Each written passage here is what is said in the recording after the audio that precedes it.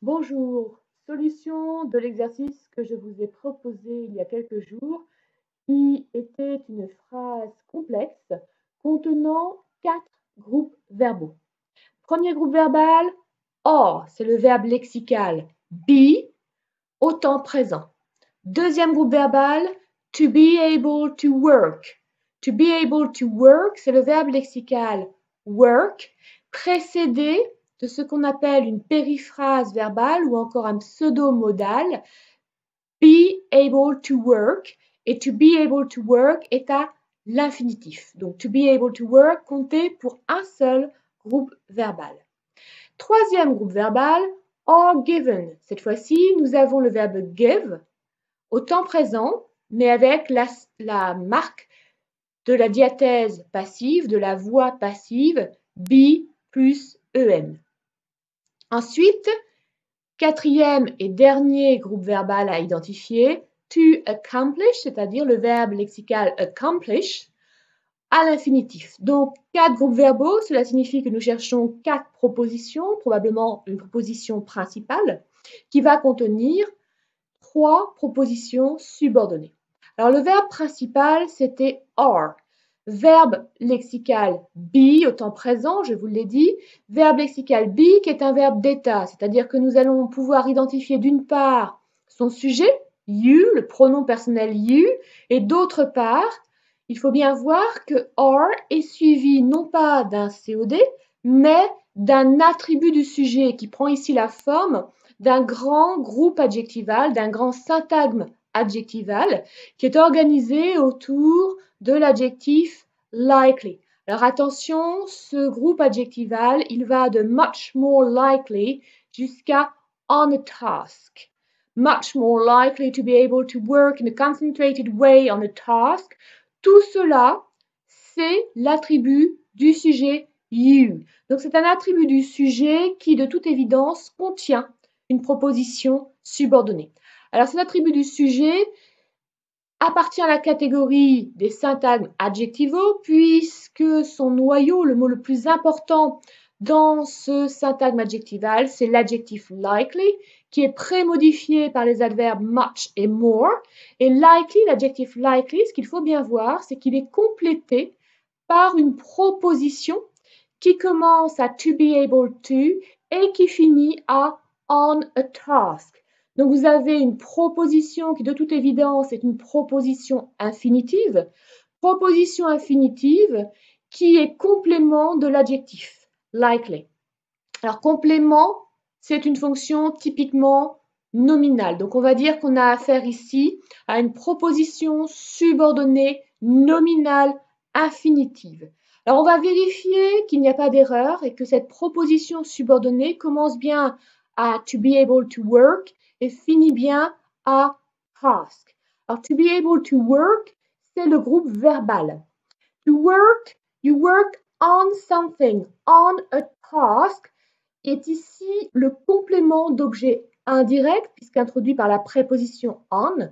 On a task, c'est un syntagme prépositionnel qui occupe la fonction de complément d'objet indirect du verbe work. Et in a concentrated way est ce qu'on appelle ici un circonstant de manière du verbe work. Donc, s'articule autour du verbe work à la fois un COI, on a task, et un circonstant de manière, in a concentrated way. Donc, ces groupes de mots ayant une fonction par rapport à work, on peut dire qu'ils forment une unité syntaxique avec le groupe verbal to be able to work.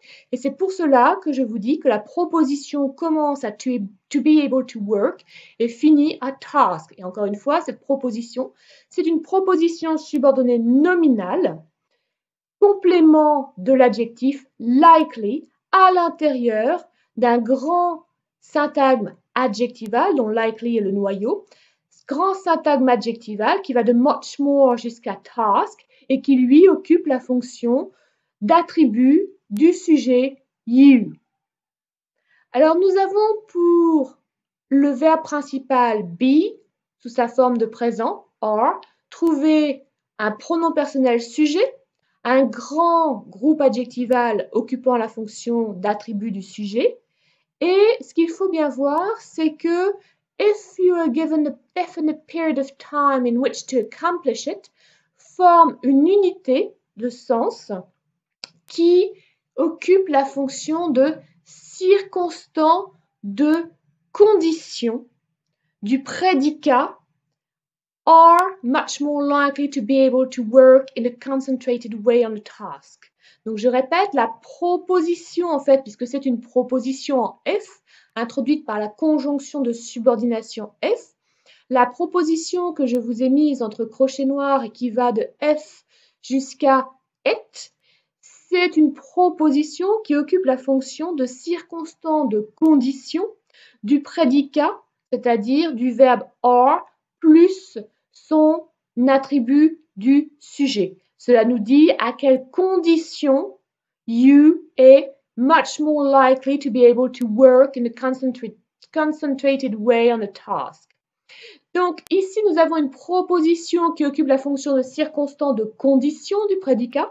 Donc c'est ce qu'on appelle une proposition subordonnée adverbiale circonstancielle de condition. Elle occupe une fonction par rapport au prédicat, donc cela signifie qu'elle est à l'intérieur de la proposition principale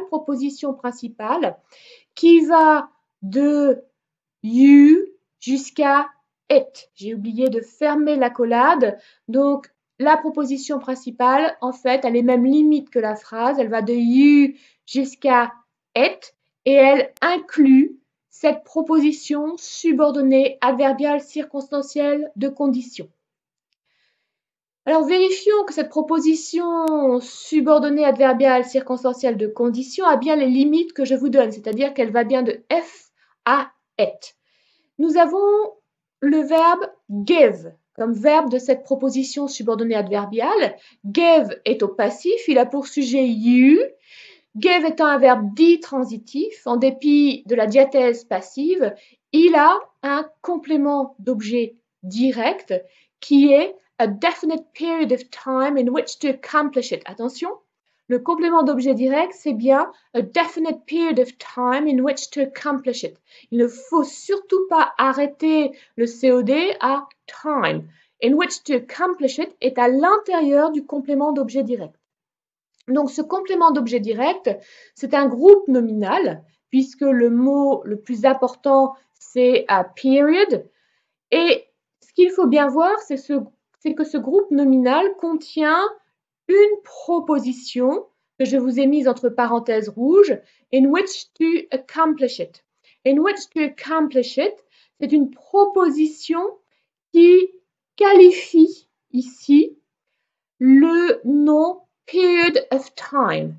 Period est complété en fait par of time, qui est un groupe prépositionnel complément du nom period, et period est qualifié par in which to accomplish it, qui est en fait une proposition subordonnée relative adjectivale. Ça, c'est sa catégorie. Proposition subordonnée relative adjectivale. Elle joue le même rôle en fait que l'adjectif qualificatif definite, c'est-à-dire qu'elle est épithète du nom period. Elle vient qualifier le nom period, plus largement l'unité de sens period of time. Donc, in which to accomplish it, c'est une proposition subordonnée relative adjectivale introduite par le pronom relatif which qui complète une préposition qui est la préposition in. Donc, in which forme un bloc qui occupe la fonction de circonstant de temps du groupe verbal to accomplish. On voit que cette proposition subordonnée relative adjectivale présente la particularité d'avoir un verbe à l'infinitif. Le complément d'objet direct de ce verbe à l'infinitif, ce sera le pronom impersonnel it. Et je vous ai dit que in which, c'était le circonstant de temps de to accomplish. Ce qu'il faut bien voir, c'est que which est un pronom relatif. Il a un antécédent et cet antécédent, c'est ce qu'il remplace à l'intérieur de la relative. Si nous n'avions pas which, on aurait to accomplish it in this period of time, this definite period of time. Donc, on peut dire que period of time est ce qu'on appelle l'antécédent du pronom relatif which. Voilà, donc nous avons résolu maintenant toutes les difficultés présentées par cette phrase complexe. J'espère que vous comprenez mieux comment découper cette phrase, comment elle s'organise autour du verbe or avec son sujet you, son grand groupe adjectival attribut du sujet et sa proposition subordonnée circonstancielle adverbiale de condition qui va de if à it. Nous avons vu que cette proposition subordonnée adverbiale circonstancielle de condition contenait elle-même une autre proposition subordonnée qui est cette fois-ci une relative adjectivale qui occupe la fonction d'épithète du groupe period of time à l'intérieur du COD du verbe give. Bon courage dans vos révisions, bonne rentrée et à très bientôt pour de prochains exercices.